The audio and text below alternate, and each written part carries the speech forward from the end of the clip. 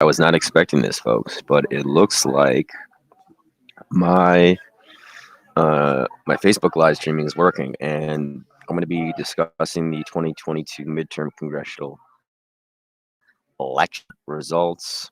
I'm going to give analysis and reaction to the results and what's happened so far. Uh, so yeah, to it, and I do have to make sure that I'm streaming over on the Rockfin, as I often forget to hit click live on there. But for those that don't know, Rumble is allowing people to live stream now free of charge. So I'm streaming a lot more on Rumble from now on. I totally missed that. I guess when they went public, they got a bunch of money in and they dropped the fee, which I had paid, I think, for 2 months earlier this year or last year. I can't recall precisely, but it was pretty exorbitant. $25 a month to live stream. I mean, you can get a cell phone for that for less even. So I decided it wasn't worth it, but now they have announced that they have made Rumble live streaming free. So I'm going to take huge advantage of that. And of course, still going over to Rockfin. It looks like my ban on Facebook has been lifted now the election is over. But the counting isn't over, so the results are not fully in yet. But we're going to be covering anything and everything on this live stream. So said, I do have to remember check uh, the comments on Rumble, because the Rumble comments do not go on to an app. I don't think, but looks like we already have one comment here. Yeah, so we got Rose checking in from Facebook, so that's good to see that I'm back allowed to live stream on Facebook again, which is cool. So that being said, let's get into results and the gubernatorial race that I'm really looking at and really excited about. Carrie Lake, read her for 18 and a half minutes on the bus tour I was on and the Georgia primary election coverage that I did. So that is very impressive, because most politicians will give you a minute. For example, with Sarah Palin, I got exactly 60 seconds with her. With Mike Lindell, minutes. So last I checked, Johnson did win in Wisconsin. Ron Johnson, who is the incumbent senator, and that is something that, depending, well, I'll try to keep this apolitical, but he defeated, and Mandel Barnes was a defund the police, kind of a radical left candidate. Um, so that's something I'm happy to see. And there's something else that I wanted to mention. I actually, I'll share a picture of it later. Uh, when I voted, I went in, and on the bulletin board, there was a paper of who is on the ballot.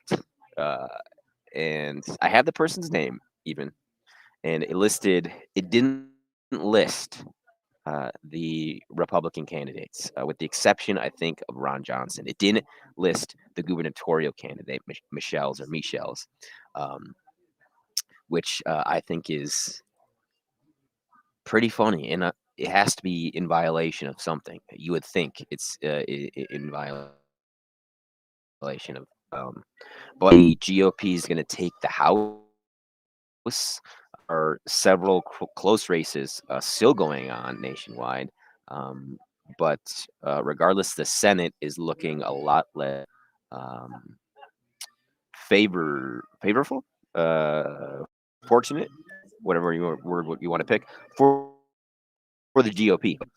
Um, why is the NBC News publishing election results from 2020? That's kind of weird. I think that's kind of weird. Uh, but continuing on, it looks like the Georgia State Senate is going to go to a runoff. Chase Oliver looks like he garnered enough votes, and nobody got over 50%. But um, that's not definite. up in the air last I checked. And Carrie Lake just said on Twitter, "Wow, state, we're going to win big. Stay tuned." And let me share this screen so people can look at something besides me. Kathy says, us, heart. Deb says, thumbs up. But let me screen here so people can see what I am looking at.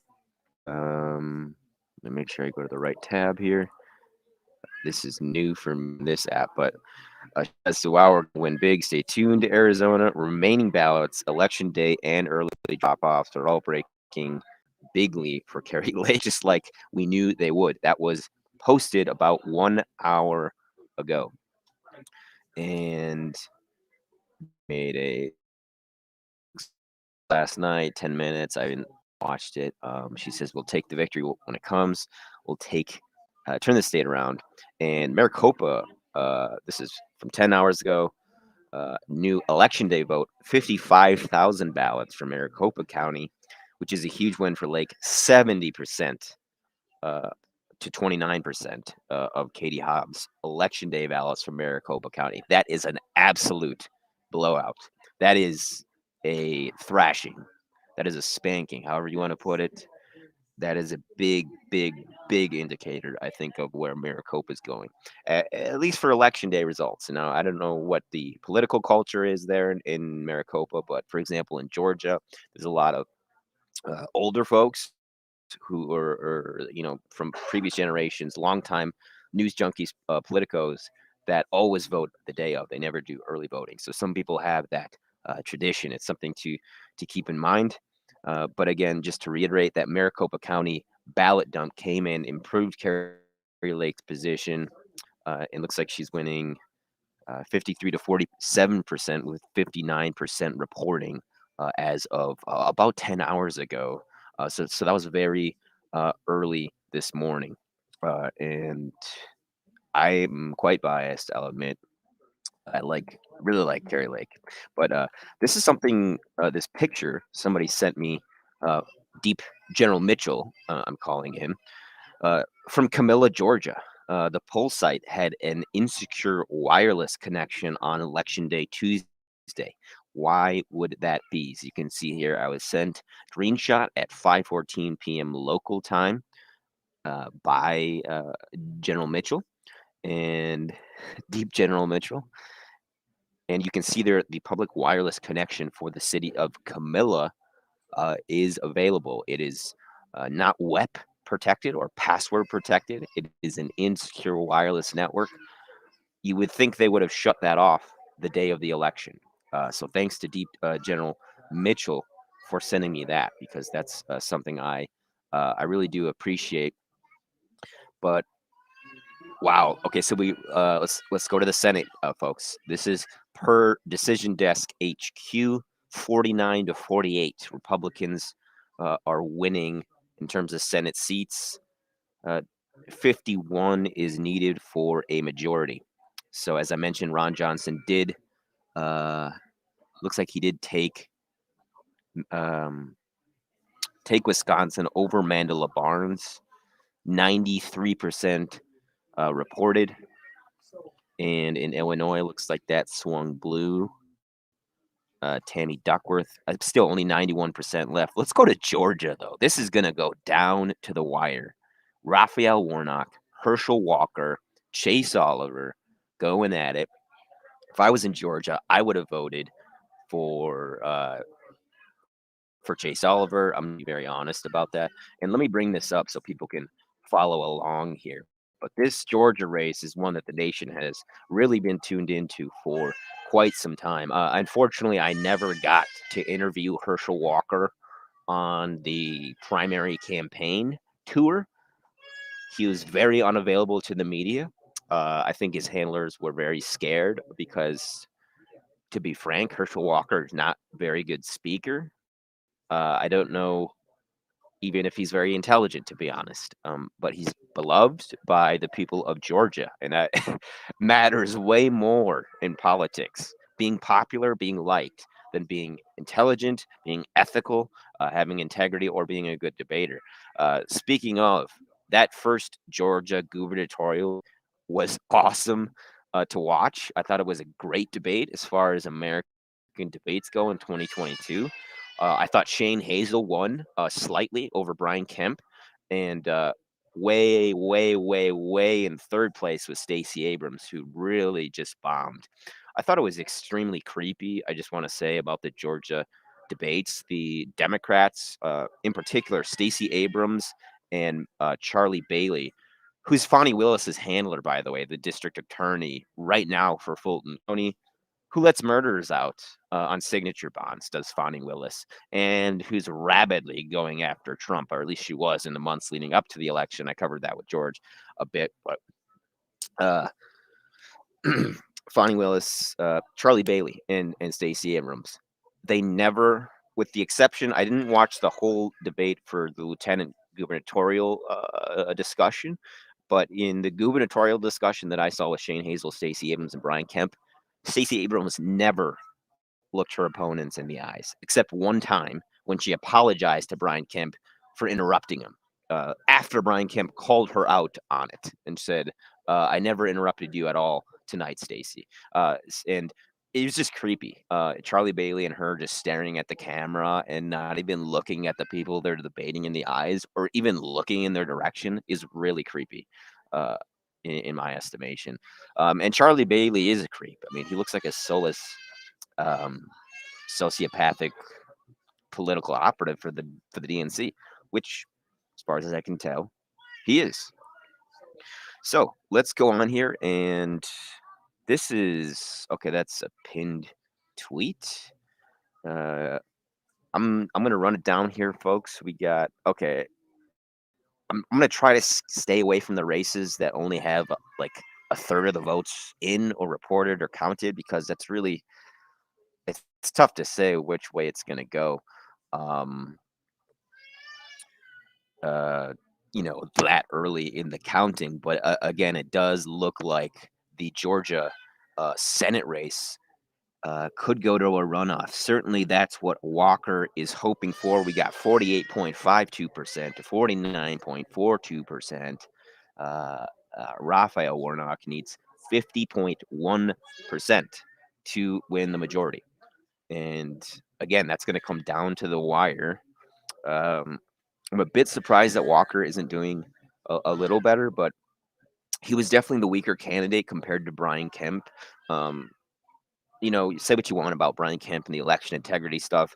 I certainly can't say that I like Brian Kemp, uh, but he's a good governor by comparison. Comparatively, he's a great governor, I would say. He was the first to reopen, and I thought that was a good decision, and I believe he actually got pushback on that from Donald Trump. So I think that's worthy to note, because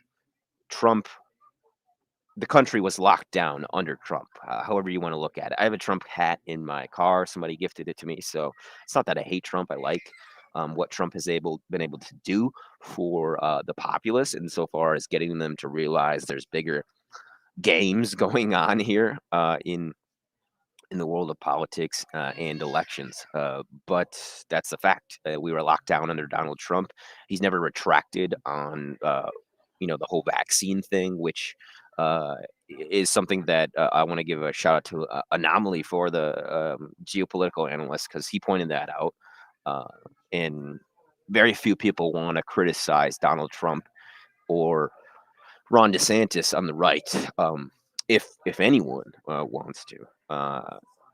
So I think that's worthy. But let's go around the globe here, guys, to our empire. One of the protectorates of our U.S. empire here, Guam, for the first time in nearly 30 years, has elected a Republican House delegate.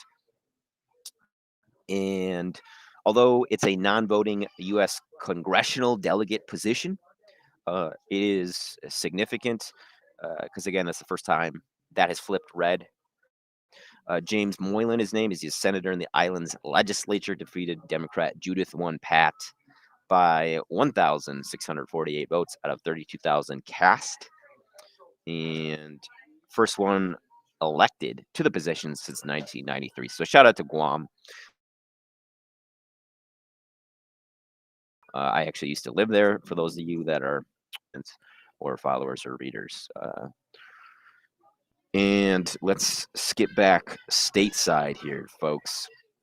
Apparently, Clark County in Nevada has been flooded with mail-in ballots that, quote, may take days to count. Days. Republican candidates Joe Lombardo and Adam Laxalt are ahead in their respective gubernatorial and U.S. Senate races. Nevada's elections will go down to Clark County once again, just like 2020.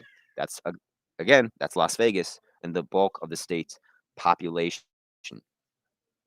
A flood of mail-in votes remain outstanding, which could take days to get a final tally. And this has prompted questions from people, election officials, after they stated this. And we have, as of a couple hours ago, 77% of precincts reporting, with the GOP Senate candidate Adam Laxalt leading by about 23,000 votes, garnering 49.88%. But again, that's just 77% reporting as of the posting of that article. Let's move on here. And Sarah Huckabee Sanders, sorry, ladies, don't get mad at me. She has two last names. She cruised in the Arkansas gubernatorial race, and she will become the first female governor of the state of Arkansas, where Bill Clinton started his rise to power, in the state of Arkansas, eventually becoming governor. She's projected to win over Chris Jones and will replace term limited governor Asa Hutchinson. And she's been heavily criticized for, mostly by conservatives, due to the veto of a bill that would have banned the chemical castration of children. Asa Hutchinson voted against that, in addition to her response to COVID-19. Of course, her father, Mike Huckabee, was the state's 44th governor. He was also a presidential candidate in the past as well. And she, of course, was White House secretary from 2017 to 2019. So that's something that I wanted to mention too. So that's that over there. Let's continue. Ron here. Let me just check the comments here. Where's George? Says John. He is in Georgia right now, and I was supposed to be on the Duke Report yesterday, but unfortunately, I have very poor cell service where I'm at, so I missed the link. But I'll definitely be on tomorrow, on Thursday. Also, this is relevant, I would say. Sir Evelyn de Rothschild died yesterday as well. So thanks to Deb for bringing that up. Go George. George is awesome. Major fraud in Arizona, says Dave McDonald. We are going to get to that, Dave. And how about we get to that right now, if we want to here. There's been videos of several videos posted of people in various counties. Various cities. Usually, the only ones that I have seen have been in Maricopa County, having trouble, some sort of technical difficulties. Once again, why they, didn't get this squared away beforehand. I don't know. I don't know. It's. I have to agree with someone who described this as inexcusable, because it really is inexcusable. We are the most technically savvy country in the world, and we're having troubles like this. It's absurd, to say the least. Inexcusable, to say the least. Uh, you could almost say it's extremely suspicious, to say the least. Uh, that clause is included in that statement. But not everybody agrees with that. I mean, just look at New York. Larry Sharp is the Libertarian candidate for the governorship, and he wasn't even allowed to be on the ballot. So pretty ridiculous there. But let's, as I said, let's go to Arizona. And as I get there, we are going to get there. Pop star Katy Perry actually voted against Karen Bass, who is the DNC's choice for mayor in the Los Angeles mayoral election. But I do want to say that Rick Caruso is not a hardline Republican. He's been registered as a Republican, he's been registered as a Democrat, and he is now registered as an independent, despite the fact that he's saying he's Democrat now. And the mainstream media is also referring to him as a Democrat, even though he's currently registered as a Republican. Arizona, Blake Masters says he will vote to replace Mitch McConnell, Turtlehead, if elected. And we can only hope that he's a very rare politician who believes what he's saying. Or, I'm sorry, not only believes what he's saying, but will do what he says, more importantly. And again, we're getting to Arizona in the fraud videos here, so bear with me. But other relevant stuff. In Georgia, in the Peach State, a poll worker was fired after she tweeted that she is working for free and fair elections as a poll worker, which is very shocking. I've got inside sources that say that the county election boards are heavily Democratic, and they're trying to get rid of any poll workers, any election workers that lean conservative. They're trying to get rid of them. Her name is Lara Cronin, and her son were dismissed as poll workers after she tweeted it. The exact tweet was, my son and I were just kicked out of being a Fulton County poll worker because I posted on Twitter this morning that I was working at the polls to ensure a free and fair election. Laura said in a tweet on Thursday, help. And someone responded to her, honestly, it's Fulton County. They aren't going to let anyone like you work at the polls. And that's a relevant story, folks. But stay tuned for more updates. I guess the national file is not big enough for her. Maybe she responded to me, but I wrote a story immediately. And I don't know, man. If you want to get the story out, it's good to talk to the people who are writing it. But that's just my take. Decency was on the ballot last time. This time it's democracy. Remember, decency meant Joe Biden taking showers with his daughter and Hunter Biden smoking crack with hookers. Okay, let's move on here.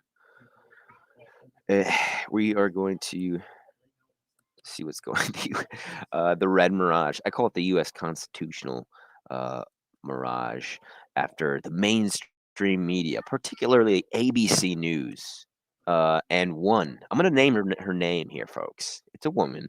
She works for ABC News. Title of the article is Early Election Night Results Might Not Indicate Final Tallies, and Why That's Okay. A red mirage or an artificial GOP vote lead will likely reoccur on Tuesday. And this is Isabel Murray. She says their leads will dwindle, the GOP, or crumble completely after perceived dumps of votes are recorded by state election officials who count mail-in and absentee ballots in the days or even weeks following Election Day. These people are nuts. It's like propaganda in advance. It's like they're so ahead of it. They really are.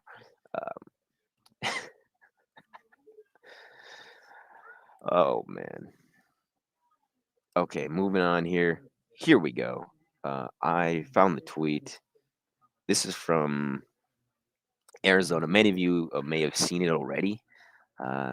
This election issues. And I do want to say, when I voted in Wisconsin here, in the middle of Wisconsin, out in the country, we did use Dominion machines.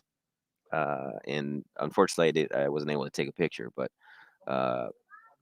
that is the machine I used. It was a paper ballot, but you submit it into a Dominion voting machine. And here we go. This is the video. Again, this is from a deep red part of Maricopa County, according to Tyler Bowyer. I'm not sure where he got this video, but here we go. I know everybody wants to make sure that you guys everything is fine. Can you repeat that?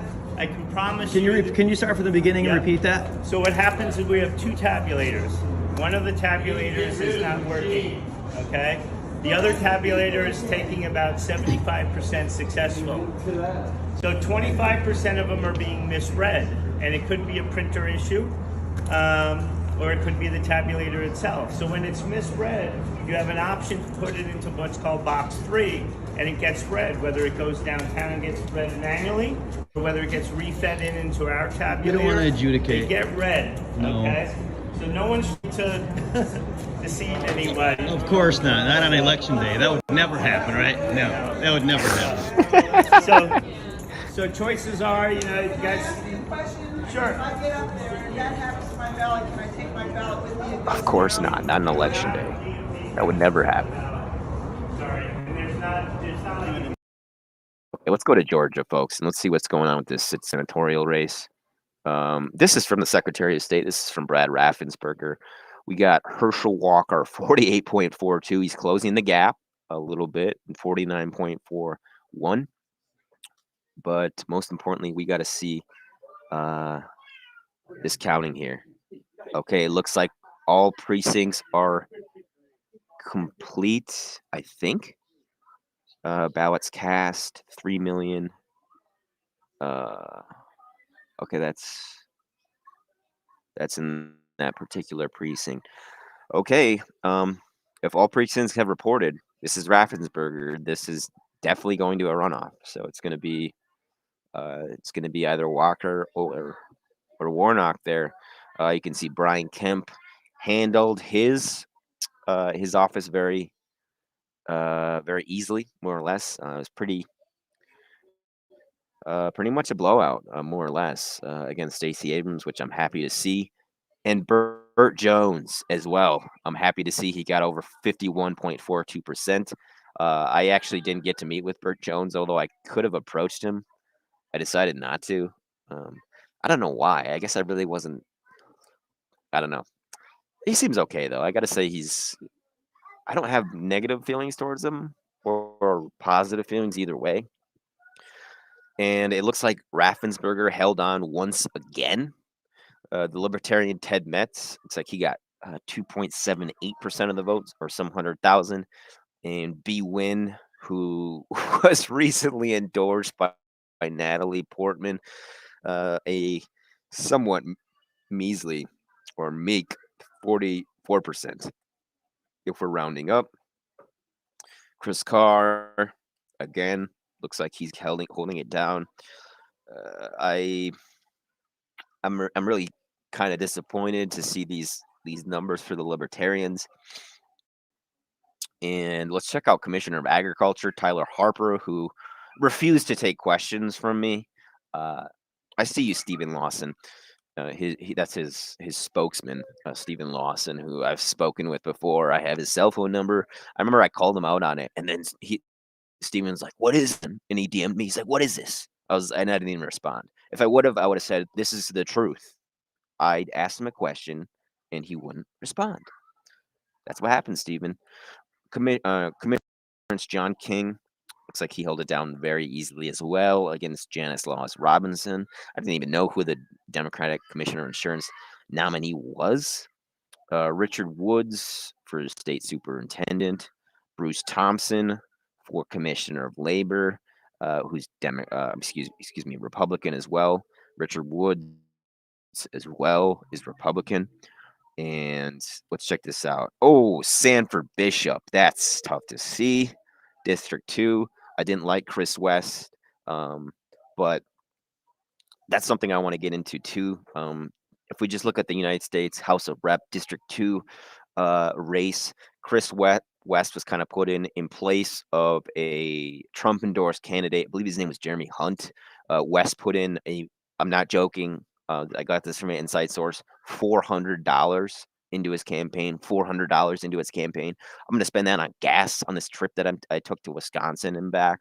And I'll spend that amount on gas. And this is what a candidate did for office. So Sanford Bishop, longtime DNC radical leftist for District 2, very blue district.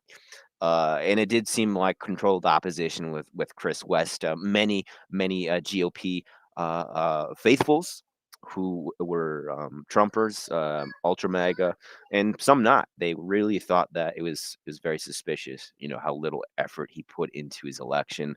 Very much seemed like he threw it. So that's the first Democratic win that I'm seeing so far, and that's District 2. But again, these districts you're going to see a lot more Democratic wins than certainly the main constitutional offices, which were swept, as far as I can tell, by the Republicans. So that's kind of good to see. But again, we're gonna have a runoff.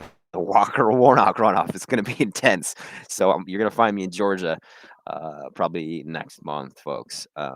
Let me see when I should know this off the top of my head. I want to say it's like the 7th or the I think it's the first week of December is the runoff. So uh, you should see me in Georgia by then. I'm hoping to get there. Let's check out comments here, folks. How about the LA sheriff's race? That's a great question, Rose. Let's check that out.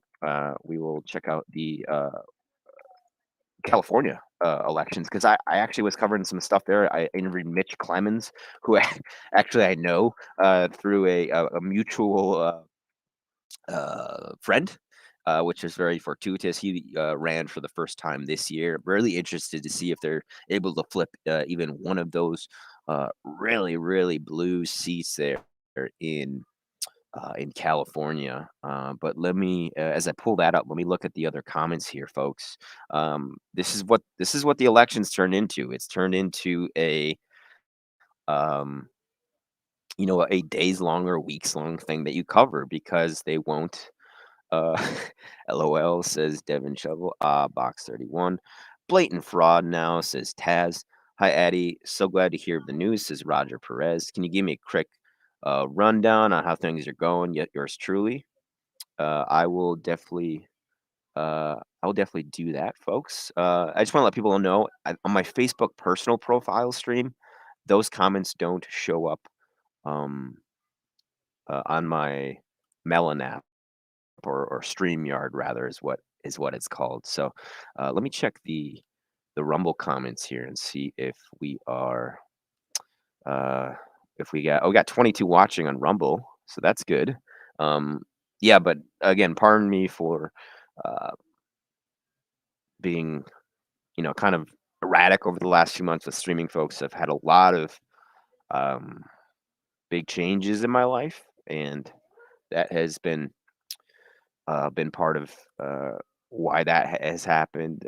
So you're going to see me streaming a lot more, I think, especially with this Rumble thing. This is great that we can stream on Rumble now without paying it because it's just not sustainable to pay $25 a month to live stream. So um, there's the Rockfin, no comments over there, but heading over the to California here in a second. I just want to check out, folks, just a little bit more Georgia here, just because it's such an important state, and it's really kind of my kitchen a little bit as far as states go. Oh no, looks like Christian Zim, who's representing would have represented Buckhead, was defeated by Nikema Williams. Uh, Absolutely dominated. That's disgusting, folks. That's 82% to 18%. That's wow. That is I don't know if I've ever seen a win like that. But again, it is a district race, so keep that in mind. District 4, Hank Johnson, a Democrat. Rich McCormick won in the highly contested District 6. The District 6 GOP primary was one of the more interesting primaries. Before I was cheering for the Jake Evans, who's Trump endorsed. Rich McCormick is a neocon-esque war hawk who has no problem sending your son to go fight. I'm sorry, sending your money to foreign wars. As long as we're not sending guys over there or sending our sons over there. This is basically, I'm paraphrasing what he told me. I did an interview with him a couple months ago now, which, anyways. Okay, District 7, Mark Gonzalez, who I also know. I have a much better relationship with him. Rich McCormick is kind of like he's so, um, he's just a politician. He's so, like, manufactured, or I don't even know what the word is. Mark Gonzalez is a lot warmer, a lot more charismatic, I would say. Um, a lot happy guy. But unfortunately, Lucy McBath Looks like she took that one. And Austin Scott, who I also met, looks like he held it down. Andrew Clyde as well. Those are not really surprises there. Mike Collins won. Mike Collins, who went against Vernon Jones. Both of those guys were kind of fraught with scandal. Mike Collins he requested a kind of a happy ending from a masseuse a while ago, which was more or less confirmed. Barry Loudermilk, he's holding it down as well. Rick Allen, David Scott, the incumbent, held it down. Marjorie Taylor Greene as well. And these are state Senate districts. Let's see. Derek Mallow, District 2, Democrat. Jay Jones. Excuse me. Ben Watson, District 1, Republican. I'm going to skip over the unchallenged ones. We got Fred Glass, who I think was also Buckhead. Unfortunately, lost to Jason Estevez. Looks like the Democrat Nabila Islam defeated Josh McKay. Scrolling. We don't care about the unchallenged ones. That's ridiculous. The incumbent Marty Harbin, GOP. I want to see the people I know. Let me skip here. This is nothing there. What about that? Nothing there either. Okay, let's keep scrolling. I got to see what's going on here. Oh my goodness. What the hell just happened? Pardon me, folks. Well, in the meanwhile, let's go over to California. I can check that out later. And let's see elections. Let's see if they even have the results on their website. Oh, it looks like they do. Lo and behold. Okay, let's see what's going on in California, folks. We're going left coast, west coast, California. Let's see what's going on.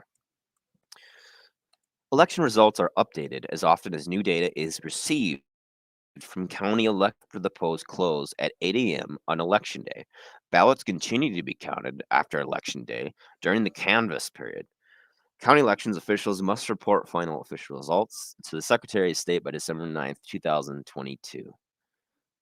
I see. So what does that mean? They can change results until then, or what? Okay, we got Governor Newsom versus Brian Dahl. Looks like he held that down very, very well. All precincts. Okay, here we go, folks. Precincts have partially reported. All precincts have partially reported as of this morning at 9:44 local time. So that's about an hour ago. 12:40. I'm sorry. That was about 2 hours ago. I believe. I'm in Central Time now, so I can't see Brian Dahl overcoming that in such a short period of time. Secretary of State, we have the Democrat Shirley Weber, 58% to 42% to Rob Bernowski. And let's just go down the line here. Lieutenant Gov, the incumbent as well, a Democrat, a Greek, looks like, a Eleni Kounalakis, defeated Republican Angela E. Underwood Jacobs. And the the controller position, Democrat, Malia Cohen. Sounds like an Irish person. Defeated Lonnie Chen. Looks the Democrats are really just sweeping Cali. And let's go to the state Senate, and then I'm gonna look later at the state senators for Cali too. But let's see what's going on here. As this loads, I'm gonna check comments as well. We got 24 people watching right now. And Wyoming, according to Deborah Johnson, we got Senate Republican Gordon, 79%. Howdy y'all, says Chris. And let's see here, folks. These are unofficial from Cali. I'll just go down the line. Rob Bonta, Attorney General, Democrat. Ricardo Lara, Insurance Commissioner, Democrat. These are the winners so far. In California, Superintendent Tony K. Thurmond, who is the incumbent. I'm guessing he's a Democrat. There are some positions in California that are nonpartisan, quote unquote. U.S. Senate, full term, Alex Padilla, Democrat. Alex Padilla, Democrat. Again, that was 59%. And let's go back to the map here. But I just want to, before we go to Pennsylvania, Harvey Weinstein associate Oprah Winfrey endorsed John Fetterman for for Senate. So I wanted to point that out because everyone loves Oprah, right? No, not really. But let's go to Pennsylvania. We got John Fetterman, 50.49%, to Mehmet Oz's 47.08%. So I was actually talking to Peter Duke about this particular race on Monday night. He said he wanted Fetterman to win just to show people how fake elections are. As you know, or may not know, he's an unregistered voter. I didn't vote in 2020, but I did vote this year. So I actually voted for 3 different parties: the Constitution Party for one position, the Libertarian Party for another, and then pretty much the rest GOP. So I voted split ticket, as they say. Kentucky, Rand Paul won handily. I'm glad to see. Todd Young won handily in Indiana, Republican. JD Vance, that's what I'm talking about. I like JD Vance. He took out Tim Ryan in Ohio. And again, there's a giant ogre, John Fetterman, who can barely string 2 sentences together. And Chuck Schumer fending off Joe Pinion. No surprise there. Vermont goes blue with Peter Welch. Maggie Hassan stays blue with, both of them stay blue with New Hampshire. Richard Blumenthal in Connecticut, also Democrat. And see the states in gray here kind of have yet to call, at least according to the election desk. North Dakota and South Dakota both went red, which is also not really a surprise to most people. But I just wanted to point out some bigger stories here.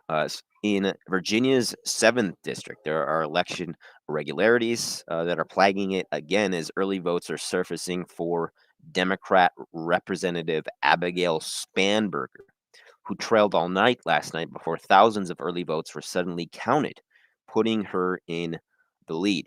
She's you're joking. Democrat Abigail Spanberger is a former agent of the Central Intelligence Agency. This is not a joke. She has benefited from the sudden tallying of early votes late in the game, tipping the results from red to blue. She took a reported lead over conservative challenger Yesli Vega, thanks to the late counting of thousands of early votes in Prince William County, where Joe Biden's DOJ sent agents to monitor, quote unquote, the election. Spanberger took the lead in the 7th after trailing all night long and losing all but 2 of the district's cities or counties, and has now declared victory. The race was one of the nation's closest watched, though conservative challenger Yesli Vega carried the rest of the 7th district by big margins. Spanberger closed the gap in Northern Virginia's blue Prince William County, Vega's home base. I want to remind people that the Eastern District of Virginia is the espionage district, as we call it. That's where all the Espionage Act violation cases go, because grand juries are so easy to manipulate there. You just file in a bunch of ex-CIA, ex-FBI agents, and voila, you get whatever result the DOJ wants, right? Let's continue on here. Earlier this year, the county's former elections chief was charged with 2020 20 fraud. That's Prince William County in Virginia. And the Biden DOJ announced just ahead of the midterms they'd be sending agents to monitor it. According to a New York Times election map, at 9:01 p.m., Prince William County had yet to tally nearly half of their votes. Almost every other county was reporting almost all of theirs, and the polls had been closed for 2 hours. Roughly half an hour later, the Virginia Public Access Project was reporting that the race had tightened, but Vega was still hanging on to a narrow lead of fewer than 3,000 votes, with 97.4% of precincts reporting. Looks like Yesli Vega is Latina. And of course, Spanberger is Irish. Oh, no, Italian. That's what I call them. I call Italians Italians. But those precincts were in blue Prince William County when more than 26,000 early votes remained to be counted. So that looks like it's going to be a developing story in Virginia 7th. Stay tuned to Addy Ads for that. And I just wanted to point that out. And let's go to Project Veritas, folks. Apparently, they filmed an illegal electioneering, which was happening for John Fetterman and Shapiro in Philadelphia. So let's watch this video, folks. I actually haven't seen this yet. I love Project Veritas. I have tremendous respect for James O'Keefe, who actually is Irish, as far as I know. But let's check this out because it should be a good one, as it usually is. So let me share this. I will, for those that can't tell, I'm at Culver's in Wisconsin. It's basically like In-N-Out, but 10 times better. It's been exported to South Dakota and Florida now, which is pretty neat. So let's go here. Yeah. This is from Project Veritas. Oh, whoops. Okay. I don't know what's going on here, but Yeah. Anyone need Democratic Party information? You good? So you're telling me I should vote John Fetterman, I should vote Joshua If you Shapiro? vote Democrat, that'll make... all of them are the Democrats. You only got one against one. Project Veritas Action journalists were told who to vote for just mere feet outside a polling center in Philadelphia, Pennsylvania today.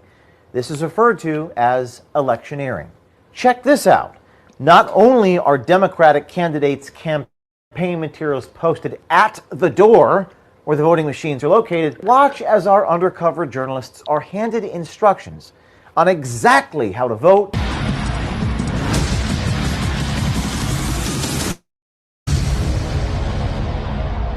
Here's the Democratic Party. What's that? I think here's the Democratic Party.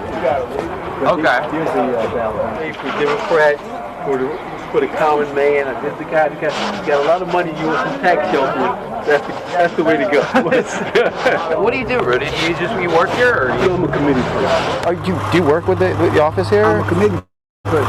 Oh, okay. Cool. Whoever the majority of the community supports. Yeah. So you're telling me I should vote John Fetterman, I should vote Joshua If Shapiro? you vote Democrat, that'll make... all of them are the Democrats. You only got one against one. And and now they're kind of standing more for, at this point, For poor people, and these I would say more for people with money. Right. Usually, yeah. So you're saying more, it's better off probably to vote. Hold on one second. Yeah. Anyone need Democratic Party information? You good? We're scared of him. We're scared of Mehmet. Yeah.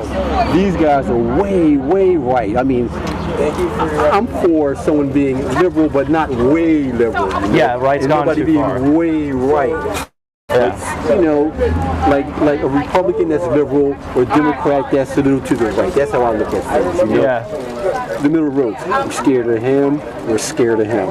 Okay. So don't vote for them. Yes. Okay. These guys are scary. Okay. Okay. Wow. That's Project Veritas Action. That's Rudy Stewart there at 305 Slocum Street in Philadelphia, Pennsylvania. Illegally electioneering, which is disallowed within 10 feet of the polling place, the entrance to the room in which the voting machines are located. It includes, but is not limited to, telling voters which candidates to support, wearing a t-shirt button supporting a candidate, placing campaign materials on the table, or handing out campaign materials. So once again, excellent work by Project Veritas Action and the team over there. So really, really great stuff there. Uh, and a shout out to Colin McHugh for writing a story on that one. And for those that missed it, also in Wisconsin, a top Milwaukee elections official now faces fraud charges. And this was earlier this week. This is a recently fired Milwaukee election official who told investigators she requested 3 military ballots in the names of voters who do not exist and had them sent to a state lawmaker's house. Kimberly Zapata, the former Milwaukee Election Commission deputy director, now faces 3 counts of a misdemeanor election fraud and 1 count of misconduct in office, which is a felony. Zapata, 45, had been with the Election Commission for some 7 years and the city of Milwaukee about 10, according to Milwaukee Election Commission Executive Director Claire Woodall Fogg. She was appointed as a deputy director of the Election Commission this past summer. Her responsibilities include supervising registration and all aspects of absentee mail-in ballots. With Zapata's firing and arrest, those responsibilities will now be handled by Woodall Fogg. Her annual it's ridiculous. This is disgusting, people. I'm sorry. Zapata's annual salary as deputy director was $87,000, $776. I know that's not that much to some people, but to being, it seems a little much. So this is according to the criminal complaint. She went on the MyVote website from her home to create fake voters a little after 5 a.m. on the 25th of October, just a couple weeks ago. She submitted 3 applications under 3 different names at randomly selected addresses in Shorewood, South Milwaukee, and Menominee Falls. I actually used to live in Menominee Falls. The Milwaukee elections official then sent the fake applications to GOP state rep Janelle Branchin in what Zapata claims was an exercise meant to demonstrate how easy it is to commit fraud. It looks to me like she was trying to set her up and make it look like she, the state rep, who's Republican Janelle Branchin, was committing fraud. Branchin is also the chair of the Assembly Committee on Campaigns and Elections and has repeatedly questioned the 2020 election results. So I think you can tell what's going on there. Looks like a rabid anti-Trumper or foaming at the mouth liberal trying to make people get in trouble. She's trying to set up a state rep. And fortunately, it looks like justice is going the right direction, at least on that one. Addie, how long are you going to carry on monitoring these votes? You're doing a great role. Thank you, Roger Perez. I'm not really sure. I'm just going to go as long as I can. Thank you, Addie, says Tammy. Appreciate you, Tammy. Lisa, how's it going? And I'm just covering that in case anybody missed it, because that's really, really big, I think, especially right before the election, the fact that, that she got in trouble for that. It seems a little weird. Let's head over to, back to Pennsylvania. Let's go to one county called Delaware County, Pennsylvania. There are ballot scanning issues reported, with potential duplicate scans reported as well. And polls are officially closed in Pennsylvania, of course. Poll watchers in Delaware County reported scanning issues at the Union Power Plant Central Counting Center in Chester. Gregory Stenstrom, a Navy veteran and forensic computer scientist, told the National File that he observed 2 stacks of roughly 500 ballots being run through a counter twice. The first scan was reportedly voided, but he added that it was not possible to be certain. They were then moved about 20 feet away from the scanner to the back of the room. Stenstrom, who is both an observer and certified poll watcher for Pennsylvania House candidate Nicole Messino, told National File that the counting center has had a good turnout of trained poll watchers as well as lawyers for statewide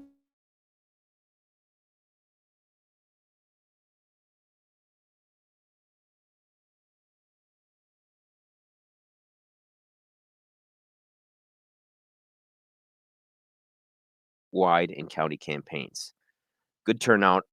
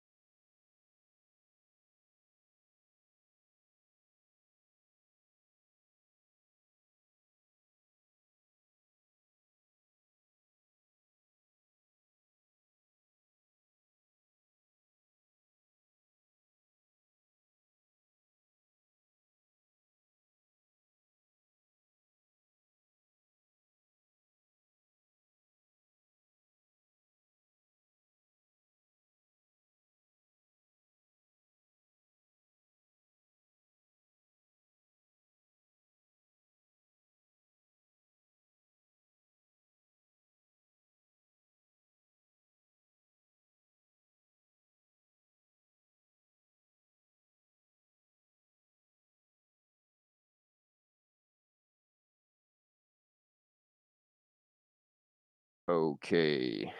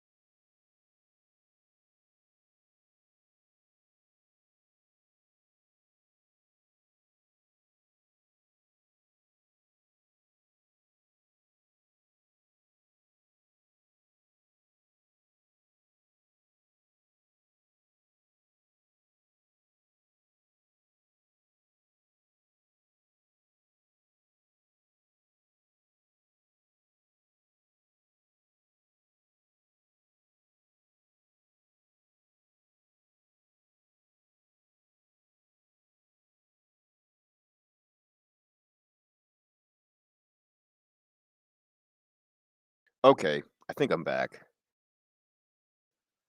Sorry about that, guys. I don't know what happened. Hopefully I'm still streaming here. Me message here, checking in. Hopefully everybody can see me. Can you all hear me?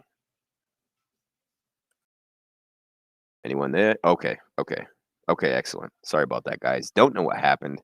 I think my CPU might have got overloaded there a second, but I closed all the other programs and that seemed to work. As I mentioned, we were discussing ballots in Pennsylvania, Delaware County, but let's bring up this screen here in case you guys want to read the article for yourself. You are more than welcome to do that. I always love to cite. I actually wrote this article, believe it or not.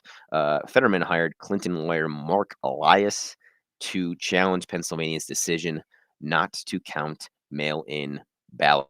And you can see the big oaf himself there. This lawsuit was filed along with the Democratic Senatorial Campaign Committee, the DCCC, and the Democratic Congressional Campaign Committee, the DCCC, which filed the DSCC was the previous one, filed a federal lawsuit. I'm sorry, this was on Monday against all 67 county boards of elections, and this has to do with early voting, mail-in ballots in Pennsylvania after the state Supreme Court ruled that mail-in ballots with an incorrect date could not be counted. So the problem here was the people in question either didn't write the date down, which was usually the case, or they wrote the wrong date down, which also happened as well. So I just wanted to explain that as before we continue on here. The lawsuit stated that a week ago, the Pennsylvania Supreme Court, for the first time, ordered election officials to not count qualified voters' mail-in and absentee ballots, collectively mail ballots, due to an immaterial immaterial omission of a written date or the entry of an incorrect date. The decision was based on an interpretation of Pennsylvania Election Provision Code that directs voters to fill out, date, and sign the declaration.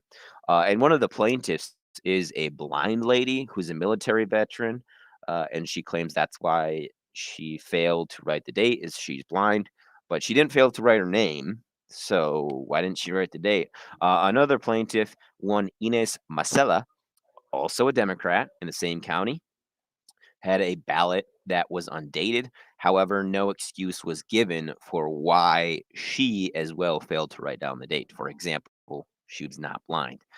In March, the FEC, the Federal Election Commission, fined the DNC and Hillary Clinton's 2017 campaign for violation of election rules for the concealment of $1,024,000.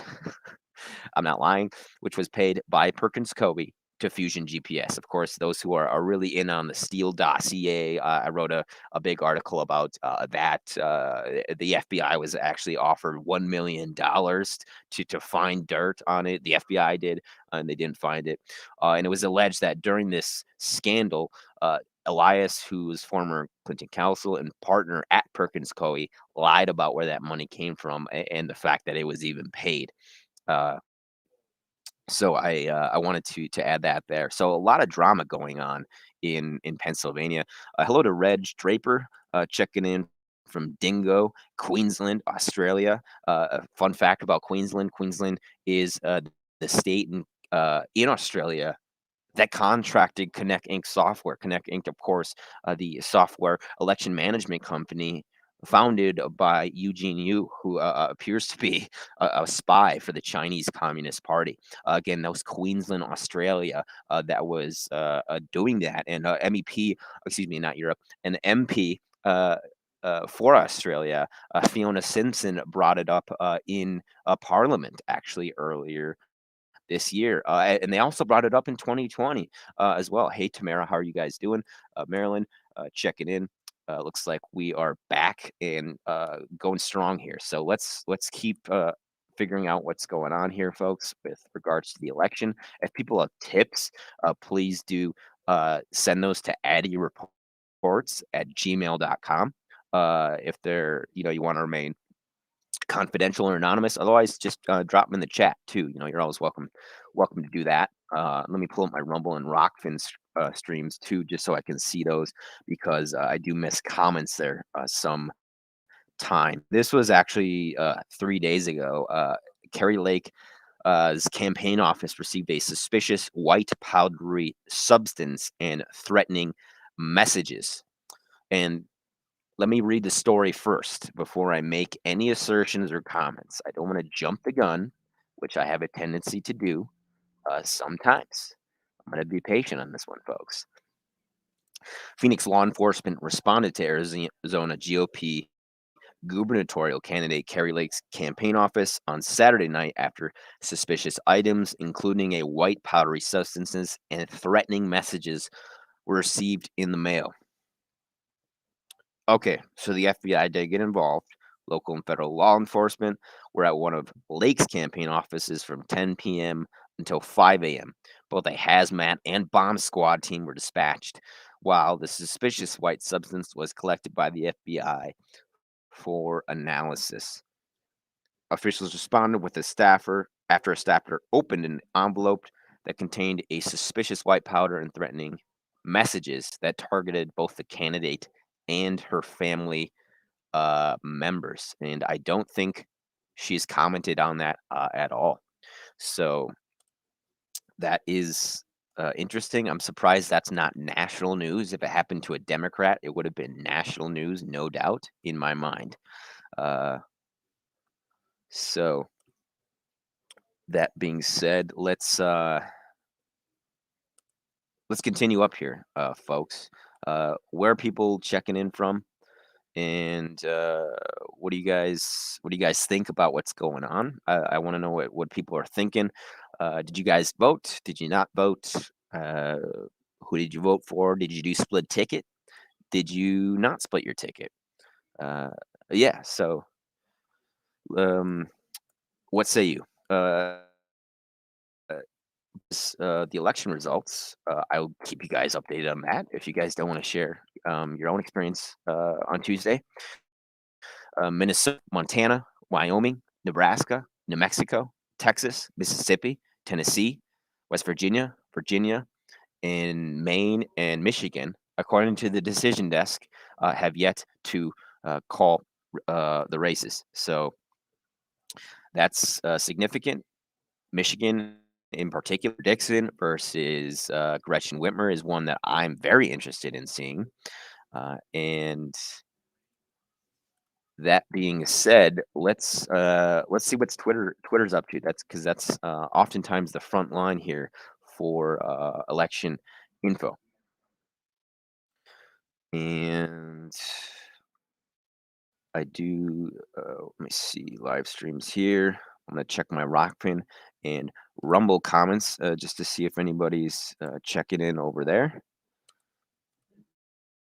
And again, I'm really happy to see Ron Johnson.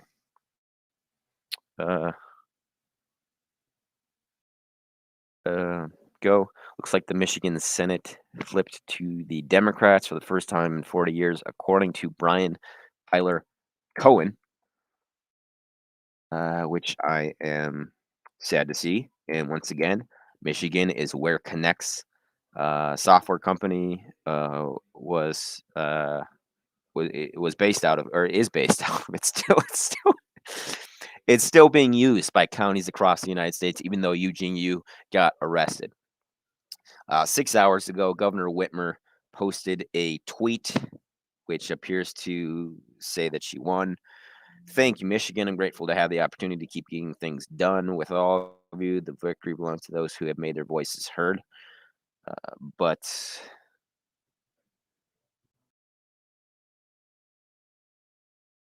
more great news out of Michigan, he says, where Democrats. Oh, why hasn't the decision desk called Michigan yet? Though I find that a little bit interesting. Let's see what the other outlets are saying, folks, as far as Michigan goes and the map. According to MSNBC, the House is currently projected at +7 for the GOP, currently 222 to 213 for the GOP, while the Senate is now a dead tie, according to them, although Decision Desk has the Republicans up 149 to 48. MSNBC has them tied at 48. MSNBC has also called Michigan for Whitmer, called Wisconsin for Johnson. So interesting to see some discrepancies there with regards to the Michigan results. Decision Desk not calling it, and MSNBC calling it as of right now. So I don't know why that is. Let's see what some other sources are saying. Shout out to people checking in from Rumble, to Taz, 5x5. Appreciate you for the feedback there, folks. And I got a question, or excuse me, comment here from Anyword. If I get another text, if I get another text message from a Democrat, I'm going to lose my mind. Oh wow, thing proves how broken the system is, says Choir Boy. So that is from Rockfin. Thanks for checking out or checking in from Rockfin, folks. And we what's it called?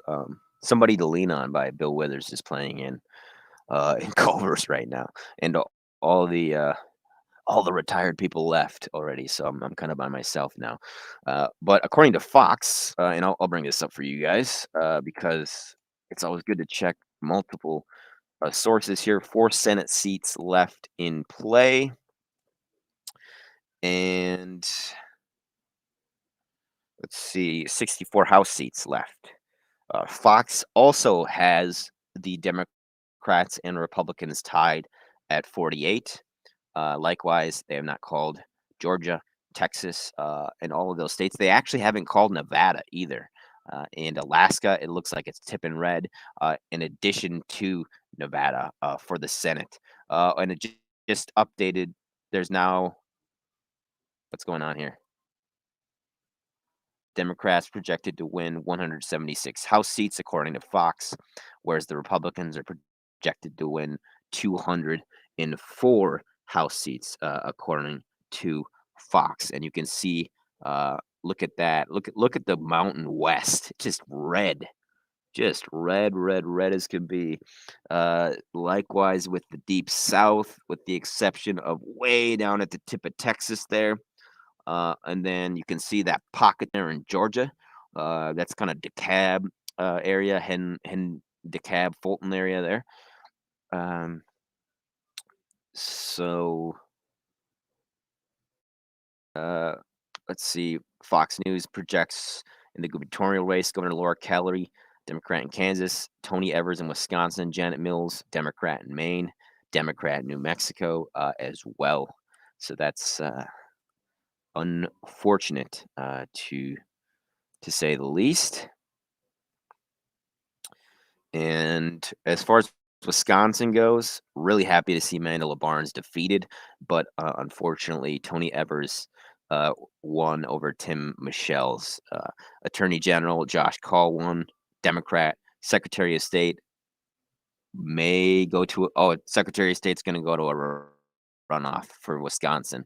I repeat, the Secretary of State election will go to a runoff, as far as I know. Doug LaFollette, I really should know that, but it's 48-48. Just 7,000 votes more for the Democrat LaFollette. Amy Loudenbeck also 48%. AP estimates 99% of votes counted so far. But again, Ron Johnson is going to stick around, it looks like. And there you go. Fox calling the runoff for Walker and Warnock. So that should be the big one. As far as state runoffs go, that's going to be the big one. It's going to be Walker and Warnock. All eyes will be there. In Illinois, Delia Ramirez is the first Latina representative for Illinois, according to Deb. And according to Maureen, Maine voted all Republican, and supposedly Mills won. Dem won the she's a Democrat. Won't allow nurses to work without a jab, and no exemptions. And Katie Britt is the first Alabama senator who's a woman. So that's significant for sure. Hopefully she's a Republican. I'm guessing she is, or Deb wouldn't have mentioned it. But again,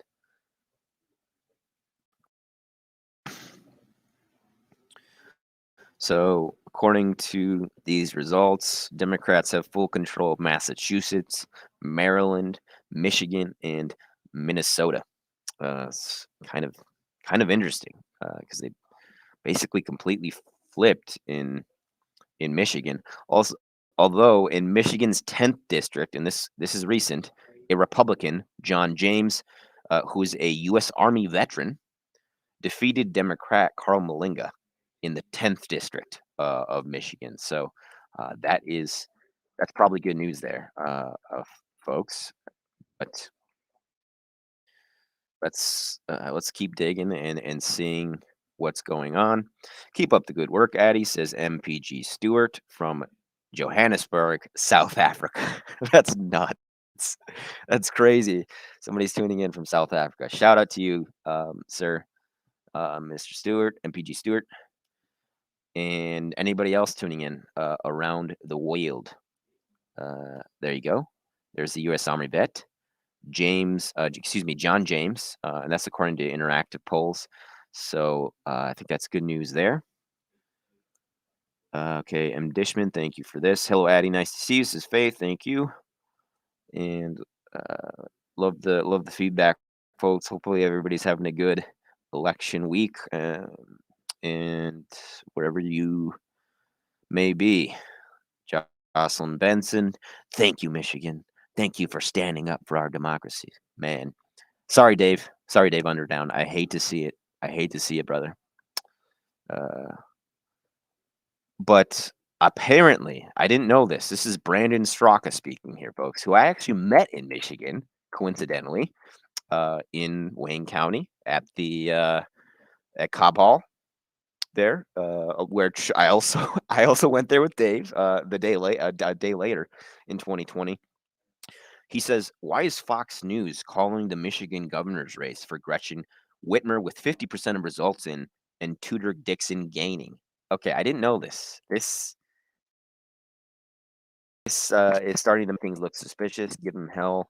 Tudor. Wow.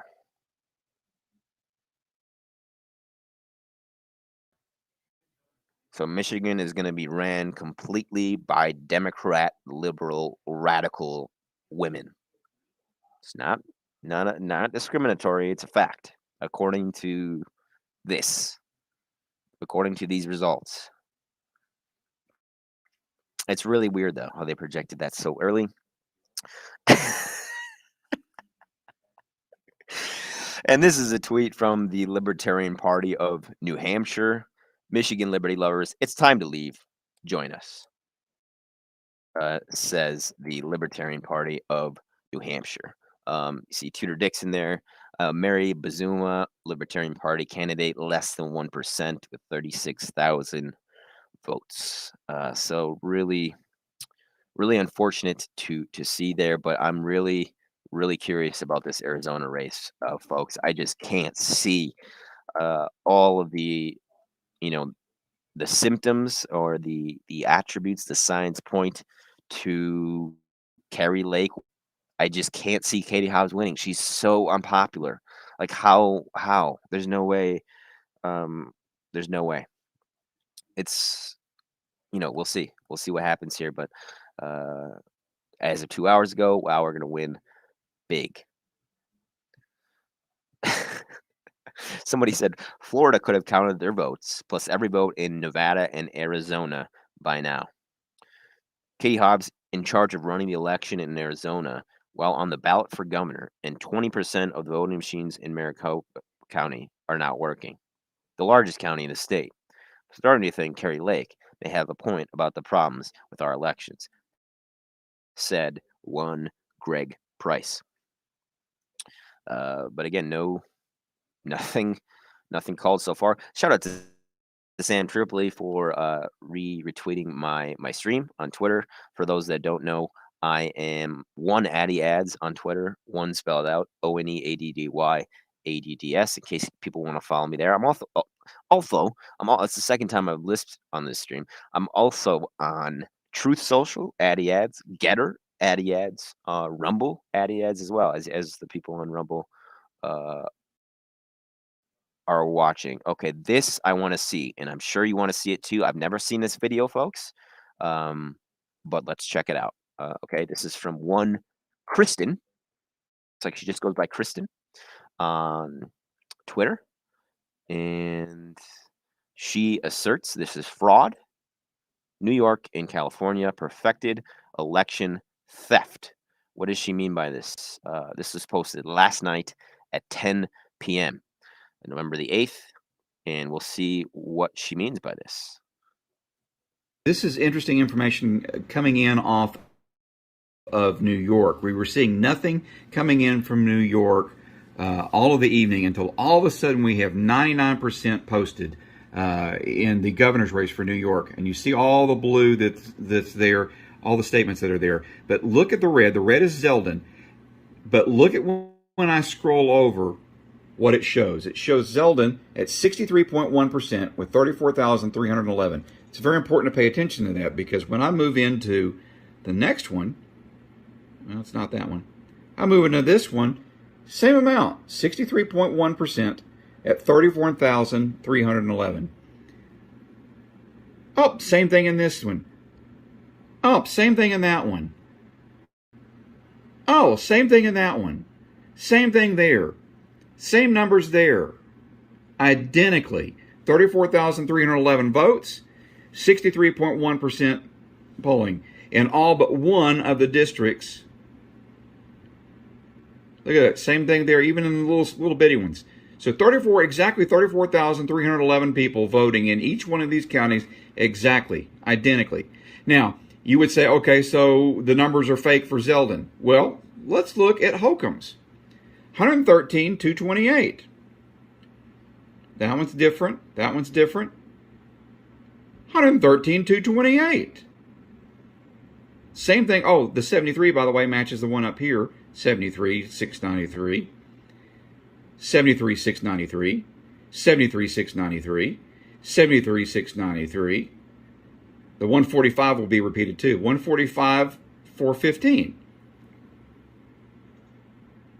Where is it? Where's the other one? The next one. Oh, there's the 113 at 145, 415.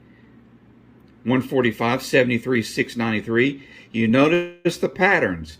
These districts are using the same exact number of votes with the exact same percentages duplicated over and over again for either person.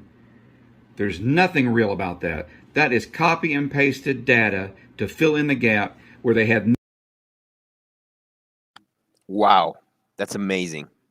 That is absolutely amazing. I had never seen that before. I'm going to write a story about that probably. Let's see. This is from Deb. Texas, Al Green, 76%, and Sheely Jackson, 70%. Both Democrats. Staggering in Texas. Wow. And the Oregonian, far-left newspaper in Oregon has called the governor race for Tina Kotek. I wonder what party she is in. I wonder. Oregon is, wow. I lived in Oregon for 6 months in 2020, and 2 blocks away from my crappy apartment. It actually wasn't that crappy. It was pretty nice. My roommates were crappy, but 2 blocks away, no joke, there was a communist flag on somebody's porch. She is a Democrat. What do you know? Tina Kotek. So that's fun. The Oregonian calling that. I don't know if anybody else has called it though. Let's see if Decision Desk has called it. Looks like they have. I'm sorry. That's for. Okay. Okay. Oregon Senate General. Let's go back to the nationwide map here and see what's going on. That's not surprising though, folks. I mean, Oregon is extremely progressive, as they say. Ron Wyden defeated Perkins for what's that, Senate General. Let's go. Oh, they haven't called it yet. They haven't called it yet for the governorship. Has Decision Desk. They seem to be the most in the risk taking, or in terms of calling, not necessarily political, but they seem to be very conservative. Like they want to know for sure this is who won it before they call it. But they've only called a few races here. The Oregon Senate, Wyden, House District 1, Democrat, House District 1. I'm sorry, State House, GOP. State House GOP on the bottom left. What county is that? That is It's the bottom left. I don't know what I don't know Oregon very well, but bottom county is going very red. Wow, this is fascinating. I'm interested to see how Oregon turns out. But very little results by way of Oregon officially. Uh, the Oregonian called it. Uh, this is amazing. Venezuela's Maduro. I'm just a quick tangent here, folks. I have to show you this. This is Nicolas Maduro and John Kerry shaking hands today at COP27 in Egypt at the Sharm el Sheikh. Venezuela's Maduro goes from being on the U.S. wanted list in 2020 with $15 million bounty on his head to shaking hands with John Kerry in 2022. It just shows you. It just shows you how arbitrary this this anti-Cuba, anti-Venezuela. It's so manufactured.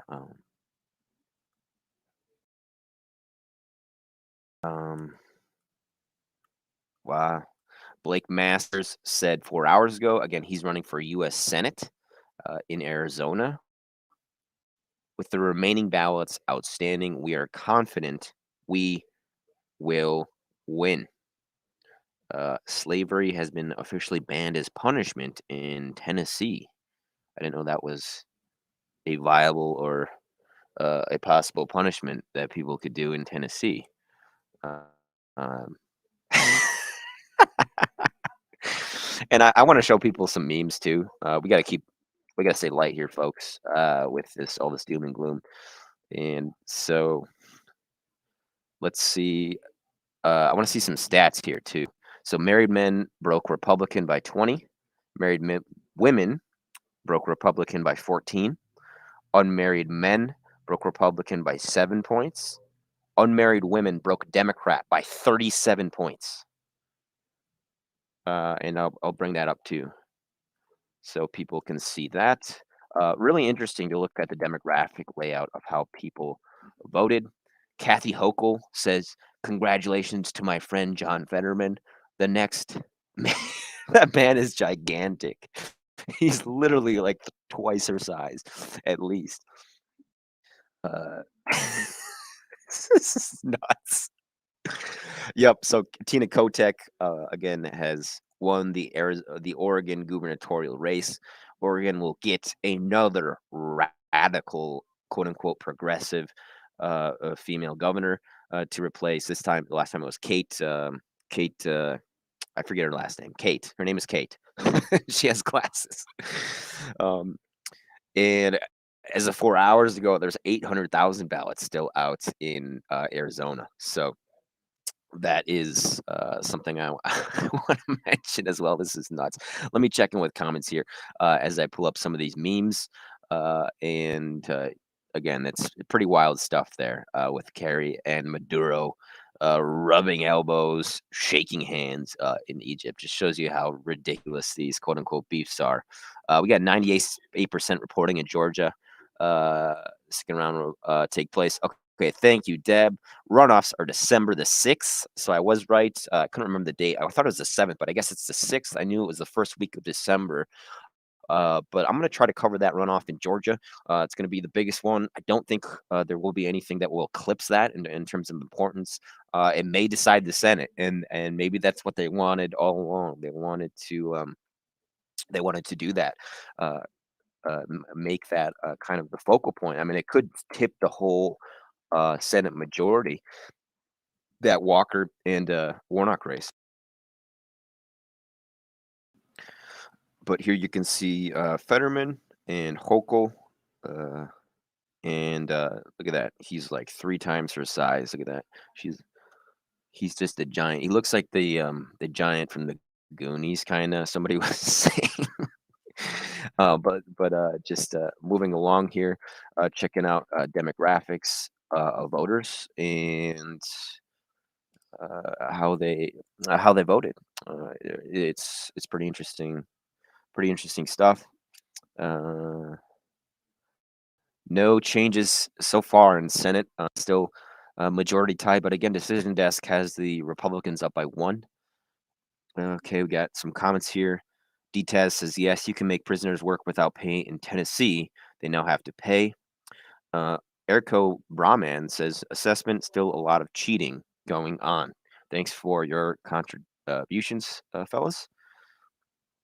And likewise, Fox. Oh, now Fox has the Republicans likewise to decision desk at 49.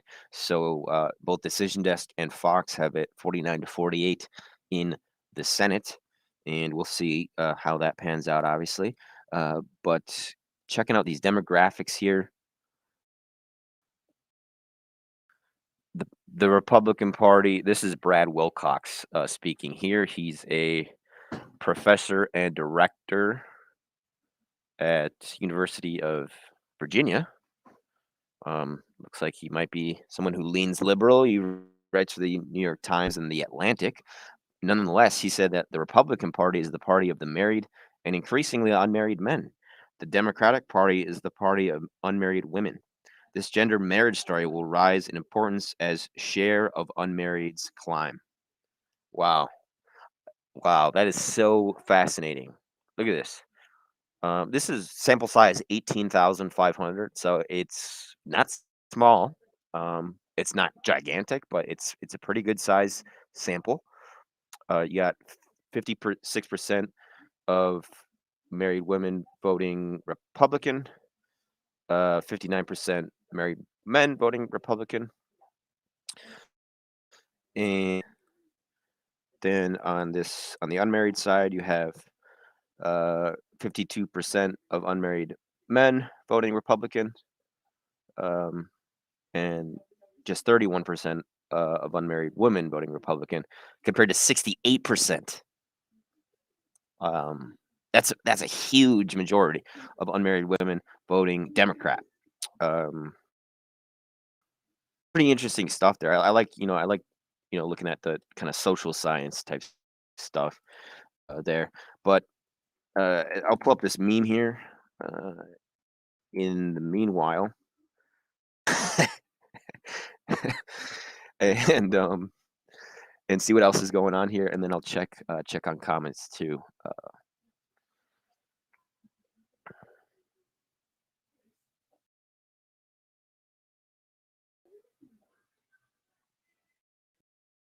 Okay, over in Georgia, we got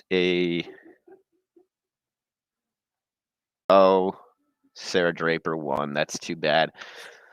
Jody Diodati lost at Georgia State House 90. Who I know that's that's unfortunate. What the heck? A state rep in Pennsylvania was reelected despite the fact he died last month. This is from the New York Post. I actually didn't know this, but the New York Post was founded by Thomas Jefferson, so that's kind of interesting. Pennsylvania state lawmaker Tony DeLuca was reelected despite the fact he's dead. He died last month. He died of lymphoma on October the 9th. Too late for election officials to change the ballots. He was 85. He served in the state legislature for 39 years, defeated the Green Party's Quinonia Zara Livingston. He got 85% of the vote in his deep blue Allegheny district. This is ridiculous. A local reporter suggested voters in DeLuca's district voted for him anyway to avoid electing the third party legislation. And somebody makes the joke he voted for himself too, twice. Oh my goodness, this is nuts, folks. I don't understand. I don't understand these people. Who are these people? To quote No Country for No Old Men. Wow, still got okay, got you there. Still got 38 people here. It's kind of went up. It went as low as 22, as high as 44. So thanks for sticking around, folks. I'm trying to. This just broke. I didn't know that. I know that broke a couple hours ago. That story. And oh my goodness, this just came in too. Let's play George's video here. He just posted a video about connecting you. They changed his court date. What do you know? Trying to make sure nobody shows up for court. But George is on it, and we're gonna see what he has to say about that. So let me pull this video up here. I'm sure you guys will be excited to hear what the update is on the True the Vote Connect story. I certainly am as well. And certainly, Eugene Embraceable U of Connect versus True the Vote. Okay, I'm sorry. This is the Houston. He's still in Houston. This is not California. So that November 17th date in the county of Los Angeles is still on. Web and here And let me go full screen here with GW. I am at Centennial Park, Atlanta. You can of course see the building there, and just want to give everybody a quick update on the CNN case. Still awaiting the judge's decision about pretrial conferencing, defamation case, much like the defamation case that we have going on in Houston. Seems and again, the cases, the value for everyone. Trump's defamation case, my defamation case, the defamation case of True the Vote, or the defamation case with Project Veritas with James O'Keefe, is to do discovery, is to get this information out so we can find out things like it's really 3 FBI informants meeting in a Dallas hotel room that have all your data, that have your bank accounts, that have your social security number, that have your geolocation data from your phone. And it's really the Koch brothers who sponsor the American enterprise, or Americans for Prosperity, that have your data, not just Eugene Yu. That's okay though. Eugene Yu, we're going to be there later this tomorrow. Eugene Yu in Los Angeles getting arraigned. See if he enters a plea of not guilty or guilty. We'll be in Los Angeles later this week to cover the case. We'll cover it gavel to gavel if he does go to trial. Of course, CNN here with my defamation case, we'll cover it gavel to gavel. Okay, excellent stuff there from GW. He's the man on the ground as usual. I wish I could be there, but again, got family commitments and financial constraints to boot. So that is something I wanted to say. And let me reach out. Oh my goodness. Oh my goodness. I'm not going to say that. That's an opinion, a very strong one. Yeah, let's see if there's any updates here for the Senate, because that's really what is still in the balance. You know, it does kind of look like the GOP has the House firmly in their grasp. Okay, these are comments. I'm sharing comments here, people, and this was related to my my stat that I show with the married people. Got a lot of single Karens, I guess, says Detaz, dead voters and dead electees. Perfect, he says, with regards to that dead nominee. There has to be a law against that. You can't be elected into office if you're dead. That's just absurd. It's no way that should be a thing. Ridiculous, people. Really is ridiculous. But Tennessee, again, one of the first to call in terms of the Republicans winning there. But again, let's see what's going on with the decision desk, and of course, MSNBC. Yep, still 48 here, folks. But if people want to support me, buy me a coffee, buymeacoffee.com/AddyAds, ADDYADS. I'm going to be streaming on Rumble now, Addy Ads. I got almost 3,000 over there, so people can help me with that if you want. Candace Owens, in other news, recently torched LeBron James, called him anything but a king, criticized his relationship with Nike, and by extension, the People's Republic of China and the Chinese Communist Party for their use of Uyghurs, their enslavement of Uyghurs, and companies like Gap and Nike, several other companies benefiting off of that slave labor from China, from the Chinese Uyghur population. That video in 2020, that which I'm still interested to know who took that, like whose government drone was, caught that image, captured that image. Was it ours? Was it Israel's? I don't know. I have to imagine it was ours, or maybe Britain's. Because Israel is working with China too. So it's really not in their interest to upset them. Let's put it that way. It's not in Israel's interest to upset China. Certainly not. And I just saw a great video on their ability to hack and their cyber power, which what's his name? Netanyahu talks about. Benjamin Netanyahu. So again, the peace deal was announced last night on the day of the election, which I thought was pretty interesting, pretty significant. And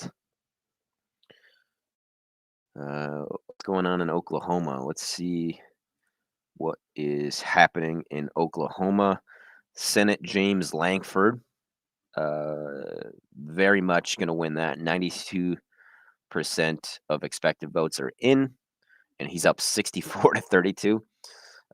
Senate Special Elect Wayne Mullen, 62 to 35. So it looks like GOP is going to take that. They're going to take the governorship with Kevin Stitt. They're going to take the lieutenant governorship with Matt Pinnell. And they're going to take the attorney generalship with Gentner Drummond. So they won 5 House seats there in Oklahoma, which is a swing there. Let's see what's going on in Nevada, folks. Exalt 40. This is last updated just now. 49.88%. I'll bring it up here so people can see.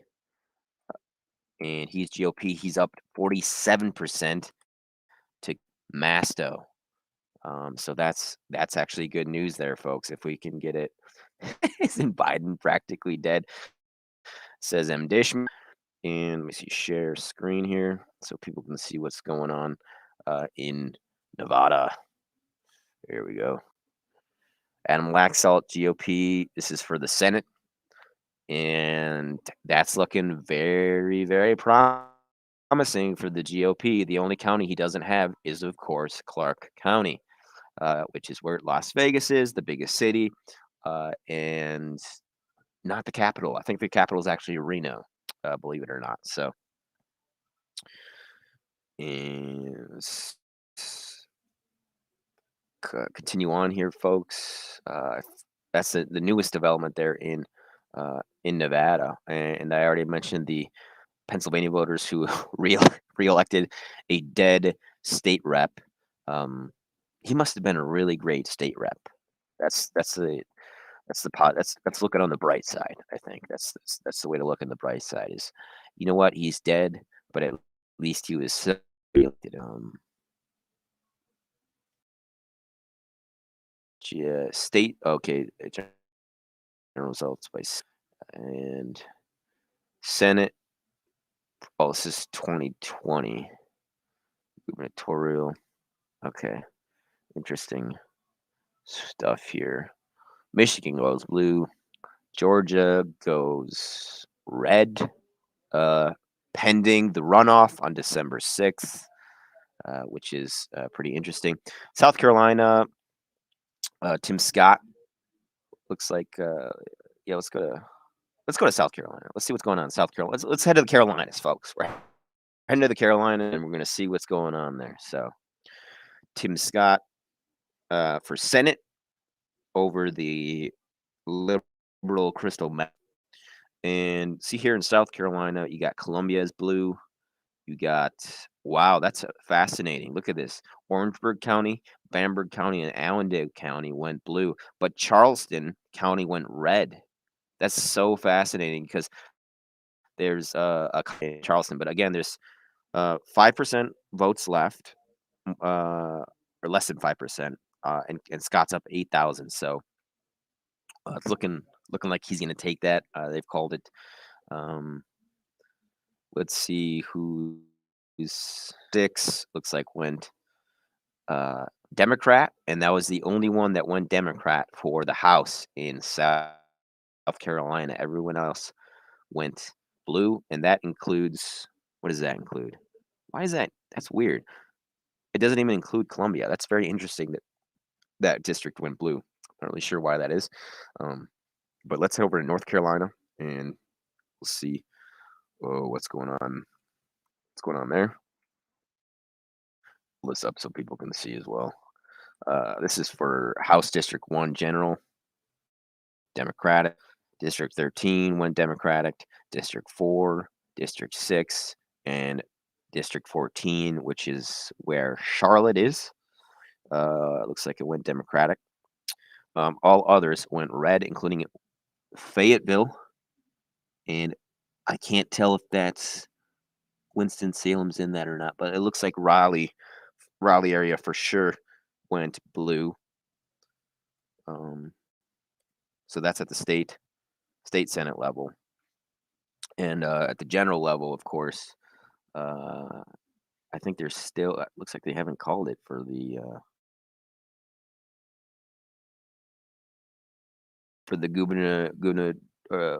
gubernatorial race, but Senate in North Ted Budd, the Trump-backed Ted Budd, defeated Cherry Beasley, who was also endorsed by Oprah, Harvey Weinstein's friend Oprah, and my acquaintance Matthew Ho got less than 1%, 29,000. He's a former combat vet. He's been in combat several times. A really interesting guy to talk to. He ran with the Green Party. Let me bring it up so people can see that. And I would have voted for him for sure if I was in North Carolina, and greater than 99% of votes are in. So Ted Budd has locked down the Senate for North Carolina. Todd Young in Indiana defeated Thomas McDermott, and really happy to see J.D. Vance and Rand Paul holding it down, especially J.D. Vance because Rand Paul was kind of locked there in Kentucky. James Langford in Oklahoma, John Boozman in Arkansas, and let's go to the Bayou State. John Kennedy. I'm a big fan of John Kennedy. He's an older gent, but he's really feisty guy. Easily won, 62%. Second in place was Gary Chambers. That was not even close. Katie Britt for Alabama, first female senator. For Florida, Marco Rubio, 57%. That was a thrashing of Val Demings as well, which is a bit of a surprise there, especially given the fact that Rubio won Miami-Dade County, which is typically very, very blue, which is interesting. You got John Hastings, Katrina Christensen, not even close, and Rick Becker. And in South Dakota, you got John Thune, also won very handily. In Idaho, GOP Mike Crapo, that's his name, Mike Crapo, won very handily. There's I think Idaho Sierra Law, Mike Lee in Utah, and Adam Laxalt. It's looking like he's going to take Nevada, folks. It's looking like it. So I think that's big. That is very important. You know, Clark County obviously was one of the most contentious counties in the 2020 election, along with Wayne County in Michigan, Fulton County in Georgia, Dane County in Madison was up there, Maricopa County in Arizona, and then the county in Philadelphia, actually, well, Uh, so you kind of seen similarities. Oh, but it's Philadelphia County. I only feel a little bit foolish now. But she is the incumbent in Nevada, and it looks like she's going to lose. Catherine Cortez Matasto, which is good to see. I don't give a care that she is Latina. That doesn't matter to me whatsoever. I don't care that she's a woman. I don't care about any of those attributes that people really don't control. You don't control your race, your gender, your height, your appearance. Why does that matter? It shouldn't matter. But here we go. Carson City, Carson City's capital, Nevada. You're joking. See, guys, I've never been to Nevada, so you gotta pardon me on this one. I thought it was. You're right. It's Carson City. Wow. Is an independent city in the capital of Nevada. And the reason that I find that weird, or maybe that I'm trying to give myself an out here, folks. It's the 6th largest city. So there's 5 more cities that are bigger in Nevada, but nonetheless, Carson City is the capital. So thanks to Midnight Rider 2 over on Rumble for correcting me on that. I always love to be corrected. It means I'm learning something new. So that's good. Let's continue on here, folks. I'm going to check comments, see if anybody's got questions or updates. In Minnesota, Democrat Ilhan Omar with 75% of the vote. When does that ever?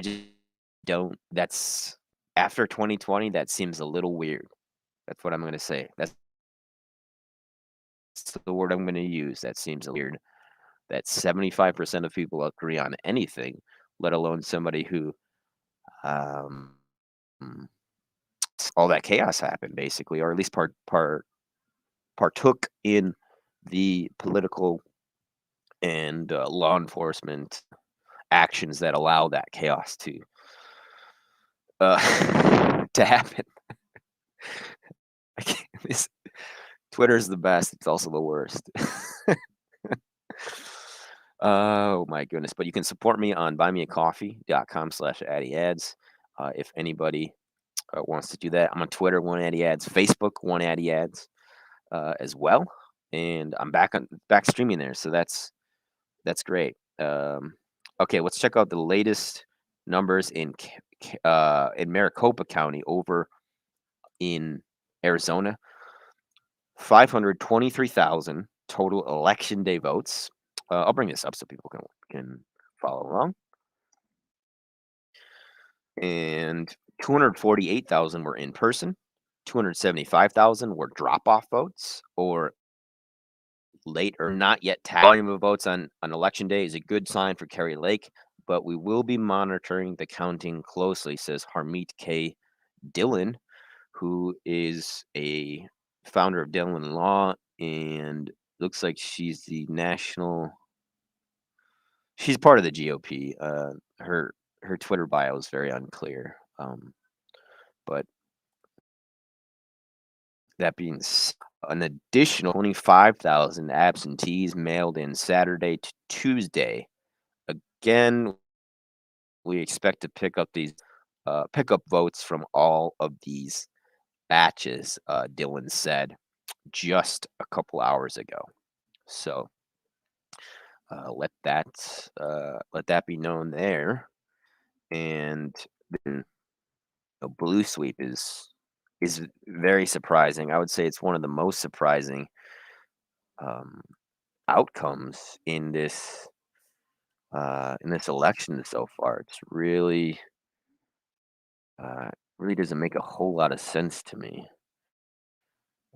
But I wanted to cover New York because I was actually in New York covering the primary election earlier this year, and I didn't really have wheels, so it was kind of hard to cover it, but I did what I could. And Andrew Giuliani really was blackballed, not just by the media, but by the other opponents in the debate. And he seemed to have the majority of support from a lot of, GOP New Yorkers and even people on the left. Some of them were supporting Giuliani, so it was really bizarre to see him lose to Zeldin. But he's the establishment-backed pro-Israel, yada yada yada, right? So that's who they went with, right? And I mean, Giuliani couldn't even uh, physically be in the room as the other candidates when they debate. Is ridiculous. Um, but as far as New York goes, I don't know that they've New York by night. Look at that. Let's see. Looks like Daniel Goldman, congressman elect. He's definitely a Democrat. These Democrats are nuts. Their like identity is based on the fact that they hate Trump. It's like it's very deep, very three-dimensional. Okay. Oh my goodness. These freaking did young people show out this election, guys? I want to know. I really I want to know.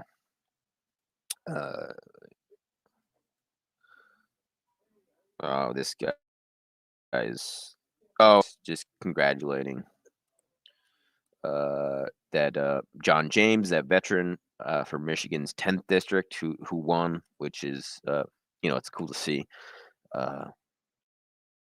Cool to see that.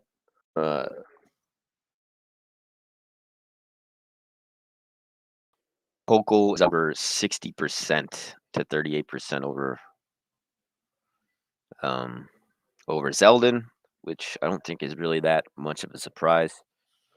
Kyle Becker says, so I'm supposed to believe that Katie Hobbs trounced Kerry Lake in Purple, Arizona, but Lee Zeldin was so close to Hochul in Deep Blue, New York that he lifted upstate districts and helped flip them red.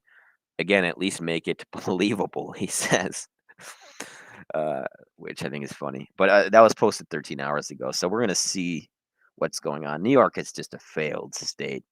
Double entendre there. Yep, so Zeldin conceded. Wait, did he? Oh, he will not concede. Okay, well, let me see what's going on. What is the most? Oh, yeah, he did concede 2 hours ago. Yep. 4 hours ago, he didn't, though. Or 5 hours ago, he didn't. Shoot. That's too bad. Well, do you have coffee on YouTube, Addy? I do. In the comments here, if people want to help out, that would be much appreciated. And I can actually update the box on YouTube. California Democrat Adam Schiff won 72%. Deb is reporting. Pelosi 81%. Fetterman 94% of the vote counted. 50.5%. Could that be contested? I think they could contest that. It'll be interesting to see if they do. But remember, Fetterman filed suit for those absentee ballots with the wrongly submitted date on them. But 6% left. Which source is reporting that? Because that could easily flip if he goes. If all of those are for Oz, it's going to be under 49%. So I don't know if they are runoff or first past the post. I think all elections should be ranked choice voting from the get go, with you name it, in terms of how many candidates you want. So there you go, folks. There you go, as Bert Cooper once said.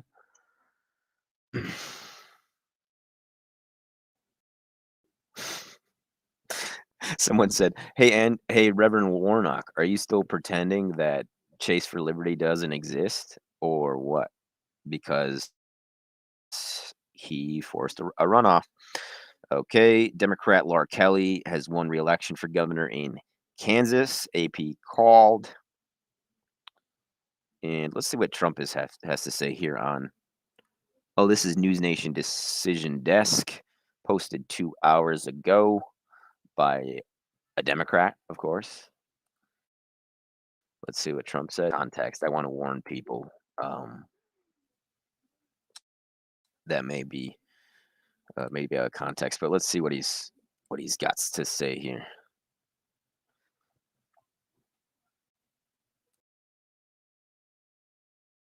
Oh. 330 candidates this election cycle. You've endorsed more than 130 candidates this election cycle. Tonight, win or lose, the results for Republicans, how much of that will be because of Donald Trump? Well, I think if they win, I should get all the credit. And if they lose, I should not be blamed at all, okay? But it'll probably be just the opposite. When they win, I think they're going to do very well. I'll probably be given very little credit, even though in many cases I told people to run. And they ran, and they turned out to be very good candidates. You know, they've turned out to be very good candidates. But usually what would happen is when they do well, I won't be given any credit. And if they do badly, they will blame everything on me. So I'm prepared for anything, but we'll defend ourselves. Yeah, I think he was just making more so the point that I'm not going to show that meme.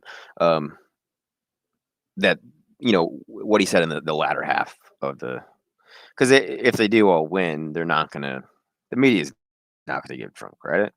But Trump did vote for DeSantis despite his jab the other day at him. He called him Ron DeSanctimonious at the speech in Latrobe, Pennsylvania.